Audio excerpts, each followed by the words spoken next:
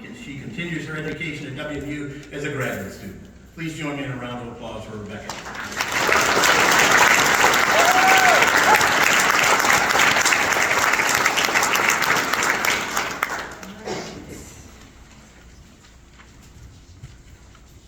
Thank you, President Montgomery. Hello, everyone, and congratulations to all the 2024 Presidential Scholars. Your presence in this room stems from the recognition of your programs, your talents, academic ability, and dedication to both your education and future endeavors. Literally perfect. I hope you have taken a moment to look back on your academic journey and realize that all your hard work has started paying off, and that you should be proud of all that you have done to be selected for this prestigious award. You've earned this recognition, and I hope you continue onward with this momentum. I was honored to be chosen by the President's Office and Faculty Senate to be the keynote speaker today. I'm not a traditional student, and so I wasn't sure how my journey would be comparable to all others. Then I realized we're all presidential scholars, and so somehow we have all had similar moments in our journey to be here today. The Faculty Senate asked me to reflect on my experiences at Western Michigan University and how my education here has impacted me. I'm a 33-year-old mother of two and have lived in Kalamazoo with my husband Nick for the last 10 years. My path to earning my undergraduate degree at WMU was not what I had planned, but I'm so very thankful it happened. You see, I have a 9-year-old son named Jonas. He is the reason I'm standing where I am today. When Jonas was 2 years old, we had him evaluated at the University of Michigan, and he was diagnosed with autism spectrum disorder. Now, when a parent has their child diagnosed with any life-altering diagnosis, it changes everything. While this chapter of my life was difficult to say the least, I can assure you it has a happy ending. My first experience related to Western was due to early on intervention services for my son. I had enrolled him in an early on special education program at K. Reese's West Campus here in Kalamazoo. He attended an applied behavior analysis classroom for 3 hours a day, which was run by the Western Michigan University's behavior analyst program. I also took my son to private speech therapy and occupational therapy sessions each week. There, I was introduced to the most amazing speech-language pathologists and occupational therapists who had both recently graduated from Western. They both helped my son tremendously and encouraged me to become a speech therapist. With their support, I did eventually decide to enroll in a pre-speech language and hearing sciences undergrad program at Western in 2018. I wasn't sure if I'd feel out of place here, but I was pleasantly surprised at how welcomed I felt. Some of the faculty in the SLHS department are also parents of autistic children. Suddenly, I wasn't alone in my journey. I not only had the support of all my professors with academics, but I also had the understanding and empathy of faculty who had also raised autistic children. Even the courses I took as an undergraduate student helped me understand and better support my son. I remember the first course I took was a communication disorders class. And in the course, I learned about autism and the tools used to help increase communication skills. I credit the neurodiversity affirming curriculum with encouraging me to accept the autism diagnosis and embrace it as an identity of Jonas. I also vividly remember that semester because my son was 4 years old and had spontaneously said his first word while we were shopping at the pet store. He said goldfish, which in my opinion is quite a hard word to say, especially as a first word. At this point, I was beyond elated to know that my son might actually learn to say mama. So I took that enthusiasm with me to my classes at Western. Jonas still wasn't able to verbally request his needs and wants, but clearly he could communicate in other ways.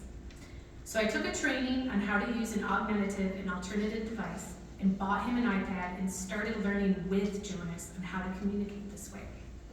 He picked it up so quickly, and we learned that he knew how to read and write because he was spelling out his requests on his iPad instead of touching the picture icons. I I can't explain how surprising it is to see your 4-year-old autistic nonverbal son type out entire sentences with proper punctuation. Then the pandemic hit, and lockdown happened. Suddenly, I was taking all of my classes online at home. The most difficult part of the pandemic is my son having to stop attending the early on special education program. He's stuck in limbo at home with me. Soon fall came, and he had aged out of their early on special education program and was enrolled in an autism spectrum disorder special education classroom at an elementary school within Kalamazoo Public Schools. This was great news, except for the fact that it would not be in person. This meant that I would have to help my son do virtual autism spectrum disorder special education kindergarten online.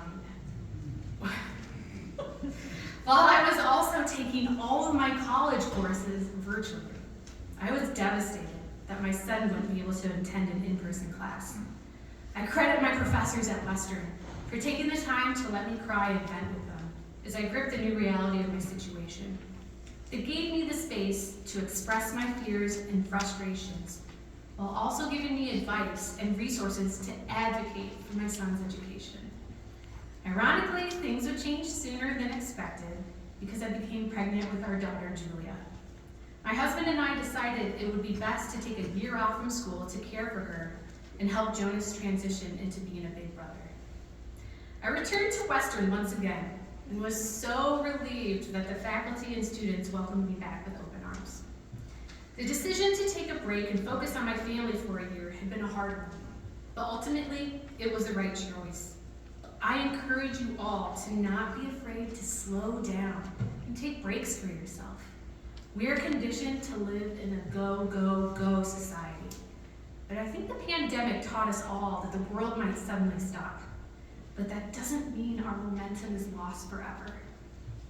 I'm glad to say I graduated with my undergraduate degree in speech, language, and hearing sciences from Western Michigan University in spring of 2023. I was also accepted and am currently in my first year of graduate school for the speech language pathology program. The SLP graduate program year has been even more rewarding than I could have imagined. I had a clinical placement last semester where I worked with autistic children and their parents to use an AAC device to communicate. It was the first time I felt like I was in the right place at the right time. I was meant to be here with these families. Through my clinical and educational experiences at Western, I've learned that I'm not only here to help autistic children, but I'm here to help coach their parents and caregivers to better understand and communicate with each other. My son is now in a general education 3rd grade classroom and no longer needs an AAC device to communicate. He has come so much farther than I could have ever imagined. I also had a full circle moment a few weeks ago when I interviewed for a full-time speech therapy externship with KRISA, where I had first enrolled my son for early on intervention services. All of this is that happy ending I mentioned earlier. My advice to all of you is take the time to slow down and communicate with the professors and faculty that you've met during your time at Western. I'm sure these past few years have felt like the longest and shortest years of your life. And remember that even if your future's plans suddenly change or you don't get the dream job you applied for, life might instead be leading you down a more fulfilling path than you could have ever imagined. I'm sure none of you had envisioned becoming a presidential scholar, but here you are today. So once again, congratulations to you all, and I wish you the best of luck in your next chapter of life.